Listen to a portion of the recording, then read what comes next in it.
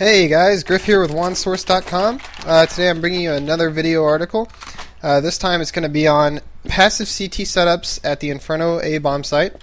I've got my digitally imported trance music playing, which is what I like to listen to. I've got my glass of Arnold Palmer here, and if you guys don't know what that is, that's half iced tea, half lemonade. It's one of my favorite drinks. Got a big glass of that sitting next to me, and I'm ready to teach you guys some Inferno CT setups. So we're going to go ahead and get started. Basically, my philosophy on this map is I've gone over it before in my afterplan articles, and it's control pit. I can't stress it enough. You want to control the pit. No matter what setup you're doing, you want to have control of this pit, whether it's having your own people in the pit or just making sure that you shut down halls where they can't get into pit.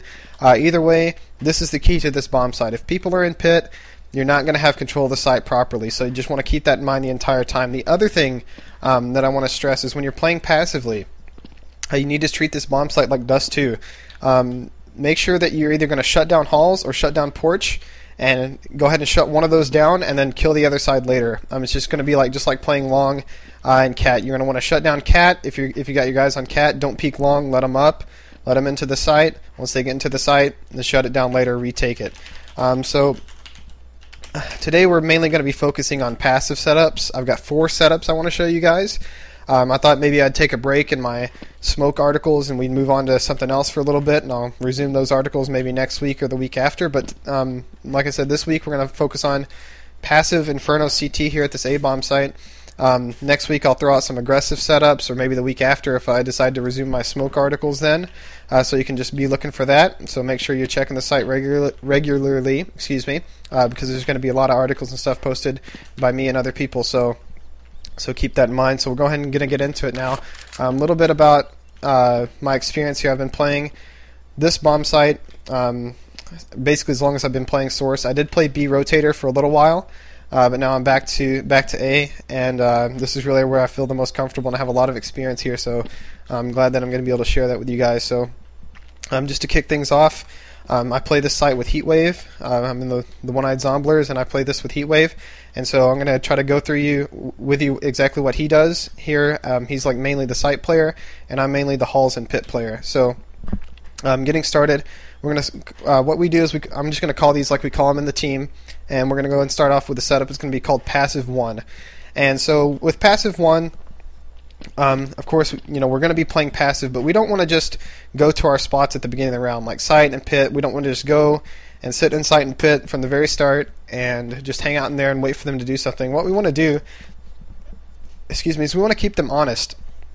And what I mean by that is faking our play up in the halls and window room area in order to make them at least use some nades or flashes. Because if we play super passive every round and they never see anybody up here pushed up halls or pushed up in this window room, they're never going to waste any nades getting in here, and they're going to have a full set of nades, and they're going to be able to get up in here a lot faster. They're going to be a lot less cautious. They're going to have to check corners. Basically, it's going to give them an advantage in their execution. So usually what I like to have Heatwave do is he'll run into the stairs area at the very beginning of the round. He'll just wait here for a rush, and I like, if it's me playing here, I like to kind of go up and down the stairs. That way, maybe you can catch somebody when they're getting to the top of the stairs or jumping across, because you don't really want to fight them when they're peeking at head level like you. You want to get them as they're already committed, and they're going to be at a huge disadvantage. So kind of keep moving around on these stairs. Maybe stay here for about 10 seconds or so. After about 10 seconds, go ahead and come to the top of these stairs and throw an HE off this fence here, and that you can make it go in a lot of different places. You can make it go here. If you don't give any run with it, if you just kind of throw it from back here, you can make it go into alt mid. You can make it do a lot of different things. You can make it blow up here. So just kind of play around with the angle of this HE grenade and throw that grenade and go ahead and fall back toward the site. Now for halls, what you can do is I like to come up to the top, and since he's watching the top of the stairs, I like to just watch a crack right here, and what I do is I prime an HE grenade, and as soon as I see them run across, I'll just throw my HE grenade down the hall. Now, since I'm watching, and it'll blow up right at their feet here, so since I'm watching such a small crack, the only thing that's going to be exposed on me there is maybe like the backs of my legs and maybe my arm when I'm throwing the grenade. So I really have a low chance of dying. I might take maybe a point or two of damage if somebody just comes up and pre-fires it like that, but I have a really low chance of dying doing that, and I have a great chance to do a lot of damage. So it's really good risk versus reward there for me on my part. And the other good thing about this is if they're jumping across, jumping up, or just simply coming up the stairs, when they get hit by that grenade, our stairs player over here is going to have a huge advantage and is going to easily be able to kill 2 or 3 of them even on these stairs just by simply coming up here and spraying down, because they're already going to be really hurt and they're going to be really stuck. So I like to that's the opening I like to usually do when we're playing this bomb site in a passive way. So after our opening on passive 1, we'll both fall back, and 90% of the time Heatwave will fall back to the haystack here, and there's a little hole you can watch halls through, and he usually just kind of spots the halls from this little hole here, and you can even shoot through it if you want, and you can do damage and kill people through it because it doesn't block your bullets. So he's usually floating around this haystack in some way or the other, and I am in the pit at my favorite spot in the game, this truck. Now, depending on who encodes this video, I'm going to tell Juan to make sure his model detail is on low. If I encode it, it will be on low, but if for some reason that doesn't happen and the model detail is high when we encode this video, I'll try to explain to you what's going on. I can see completely under this truck because I use model detail low in my video options. I'll go ahead and type that out for you so you know exactly what I said. That's model detail low. If you use model detail high, there's going to be a bumper right here. As you can see, I'm shooting and metal sparks are coming off this invisible area, but there's a metal bumper right there that I'm not supposed to be able to see under. And this is why I use model detail low, is this exact spot right here. Because that bumper on high, it's there and you can't see through it. But see, as you can see, I can easily spot T's coming around that corner, and they cannot spot me because of the bumper is in their way. And so what I do is I put my back up to this wooden pillar here, and I put my crosshair right here for this flashbang. And what I'm doing is I'm putting the top line of my crosshair right where the dark meets this light right here underneath the where the side of this balcony meets the floor of it. So right here, and I have my eyes focused right here. I'm looking right here, but I have my crosshair here. And what I do is I just have this flashbang primed. And as soon as I see 1 or 2 people around the corner, I just toss it like this. And as you can see, it'll blow up right in front of this truck and doesn't blind me at all. Now, if people just peek the corner, I usually just save the flash and say, hey, I got a guy spotted porch, he's got an op or whatever, and I'll save the flash until I'm pretty sure they want to commit here. If I just see a guy, I usually don't toss the flash if he's just peeking the corner. But it's great because I can spot him. It's almost like wall hacking because they can't see me at all here, and I can spot them the entire time. And so what happens with our setup here on passive 1 is Justin tries to control these halls and just spray these guys down as they're coming out. And while they're executing porch, what I will do is usually throw 1 or 2 flashes off this. If I throw 1 and then I'll wait a few seconds as they get unblind, I'll throw another, and I can help him shut down halls. If they jump out, I'm underneath them, so it's a hard spot for them to check. Or also I can just simply scoot over to this spot and get them as they're coming out as well, and it's worked really well for me. If though I notice that there's only 1 or 2 guys maybe coming out halls and he's shutting them down, like if I see 3 here and I have them blind, so after I throw this flashbang, I'll simply do that, and usually they're caught in this area, so I'll hop up on this ledge and I'll just be able to pick them off, spray them down, whatever I want to do, and just completely shut that down. And so passive 1 really gives you a great way to control the pit. And like I said again at the very beginning of the article, treating it like Dust 2, where we shut down the halls and pit first and then worry about this porch secondary. So that's really the basis of passive 1. Now we're going to move on to passive 2, and it's really somewhat similar in the opening. You can do the same exact opening if you want. You can vary this in any way that you want, but throwing this nade down the hall, I just think that's really powerful. Sometimes what I'll do is I'll make noise and run up to the end of halls, and I'll throw a smoke there, and I'll just simply run away. And sometimes what that does is that just slows them down, makes them use nades, because maybe they think I'm running down here and playing in this. And so people just get, I just try to do things to mix up my play, throw them off. So any little thing I can do that's different, it'll be something different they see that might confuse them, make them play a little bit differently. So when we do fall back on passive 2, we fall back to these 2 spots. Again, your sight guy will be right here watching this sliver, or if you don't like doing that, you can watch it from back here. And you can easily throw flashes to porch, whatever you want to do as far as watching this halls, but it needs to be from this area. Reason being is your secondary player, which is your halls player, he's going to be playing up on this ledge on the balcony, and his job is to watch porch for people who just simply run up or execute without throwing any flashes or HEs or smokes or anything like that. And so if these guys just simply run up porch for any reason, he's going to be ready and can shoot at least one or two of them coming up here.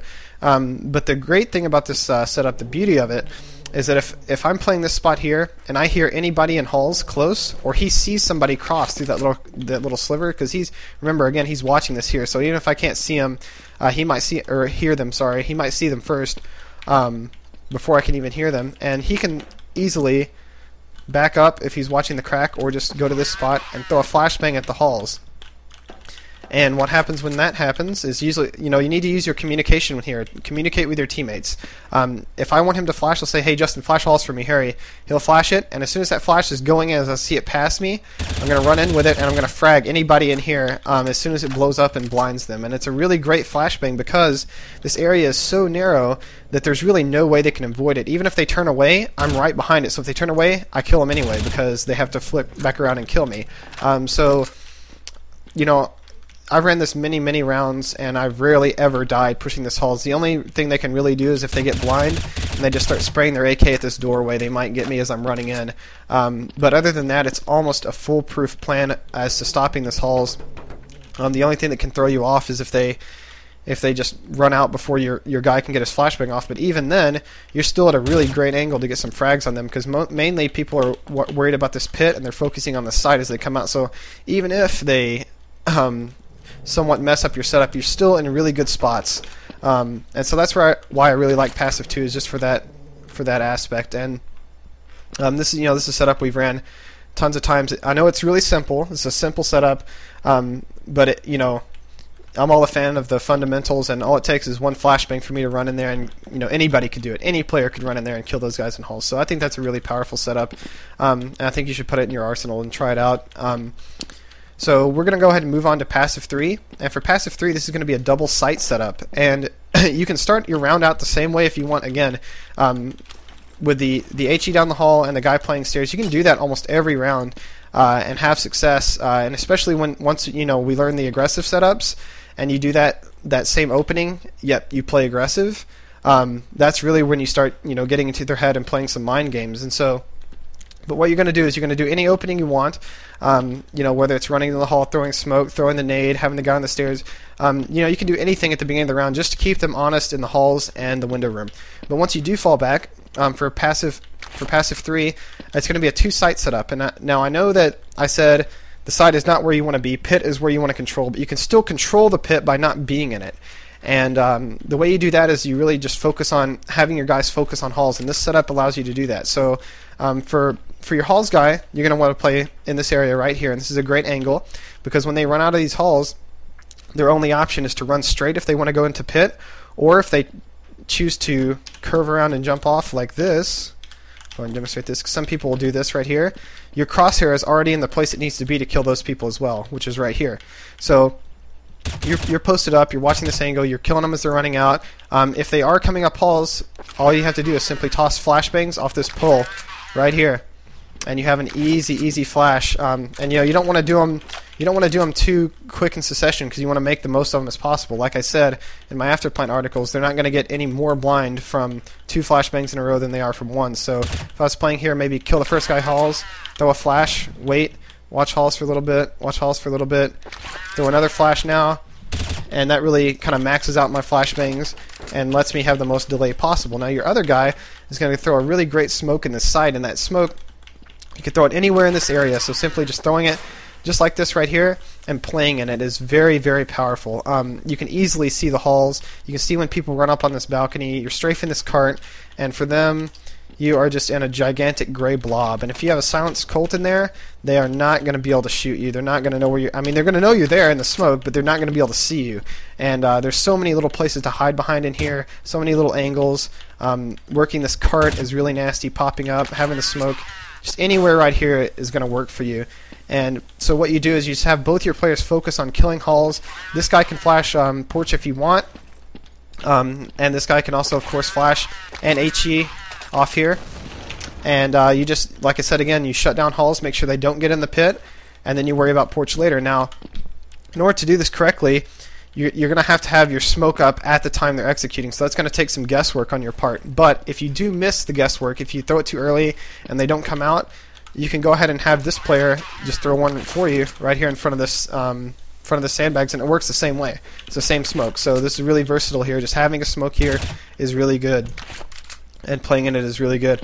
And so my only other piece of advice on this particular setup is if they do get into the pit on passive 3, if they get into the pit and you have 2 people in the site, try not to peek the pit. Try not to play right here if the smoke is not up.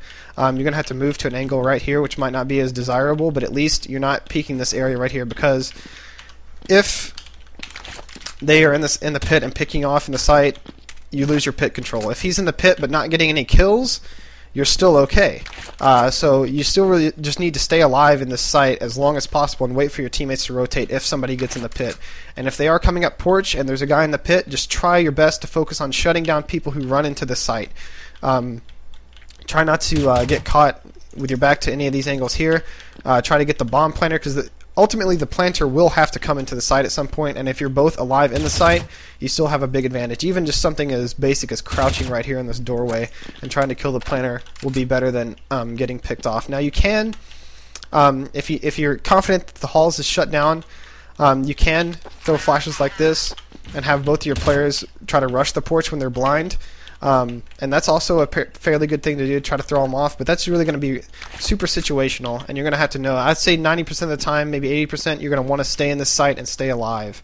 But if somebody does need to run out this guy, he's in a position close to them and he can do that. So, that's just something you want to keep in mind, is some versatility for this guy. Also, another great thing that works for this particular setup, just to mix it up a little bit, is just having a guy boosted on this keystone. It seems like that in this age of the game, people used to really check that hardcore a lot. Now it's like a spot people don't use as much anymore, and I still think it's really good, because in the heat of the moment, people forget about that, and you can easily do a lot of damage just by staying up there, killing the bomber, and staying alive, and you can easily have your guy stay here in the site, and that would really throw them off as well, especially if you have one guy in the site. They're going to think this is the site guy. If they come into the site and they kill this guy somehow when he's in the smoke, they're going to think, okay, we killed the site guy, we have to find the pit guy still, but the site guy's dead, so let's get into the site and maybe get the bomb down. Somebody else can look for the guy who plays halls, but you're actually up there, and you can easily get the frags. Now, if you do get the frags up there, I recommend staying up there and trying to wait for your rotators, because if you drop down, I've done it 2 different ways. I've got kills there, and I'm like, okay, they know I'm up there, I got to drop down because they know where I am. Try to stay up there, because staying up there means they have to come in here and kill you. And even though they know where you are, you still know where they're coming from too. So it's still a good battle. If you drop in here, you might just get headshotted right away as soon as you drop down. You might just be caught in a bad spot with people surrounding you all around you. At least if you're up there, it wastes their time some more, so your rotators from B can come and kill them. So that's just a little tip for playing up there. That's just my opinion and how I feel about that little keystone there. So we're going to go ahead and move into passive setup 4. On passive setup 4, you can do the same exact opening if you want. You can do any opening that you want. Once again, as long as you want to save your smokes on this one, so try not to throw any smokes. So once again, you do your opening, you fall back. The fallback time, if you're playing with a 135, 145 second round time, you're going to want to be back by, just to play safe, you're going to want to be back by like a minute 10 or a minute. So you're going to want to be, 145 round time. You're going to want to be back, back in your passive setup by, I would say, a minute to play it safe, maybe a minute 10 even.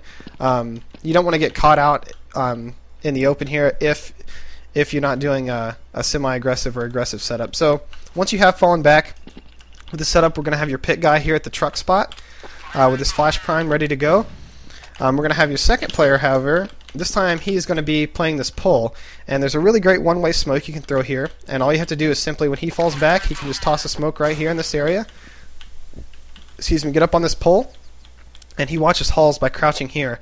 And I can easily see halls on my screen, but for them, you are just in a giant smoke blob, and it is impossible for them to see you, and you can just shoot them all day long coming out those halls, and there's no way they're going to see you.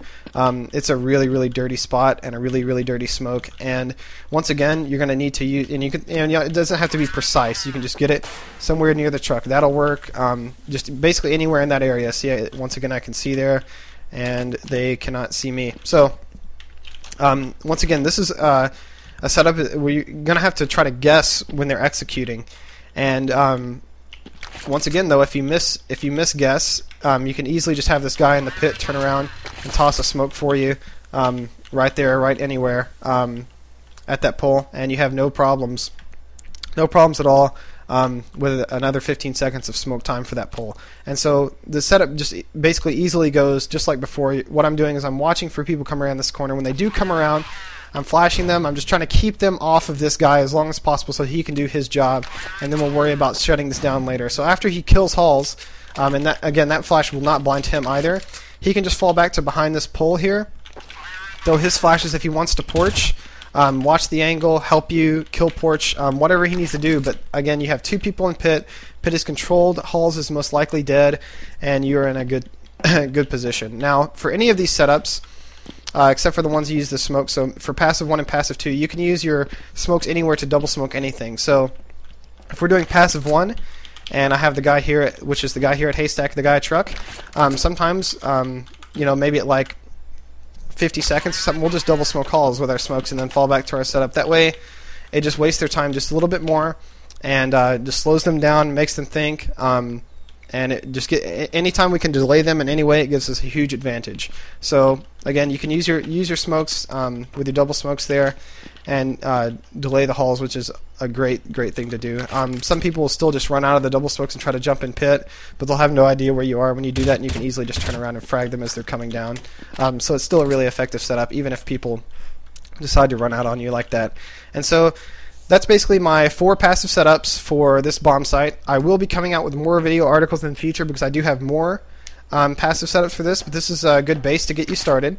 And pretty soon I'm going to be coming out with the article for the aggressive CT setups. But for now, this is your 4 passive. You can build a base off this, tweak them, change them, make them better as best as you can. This is what has worked for me.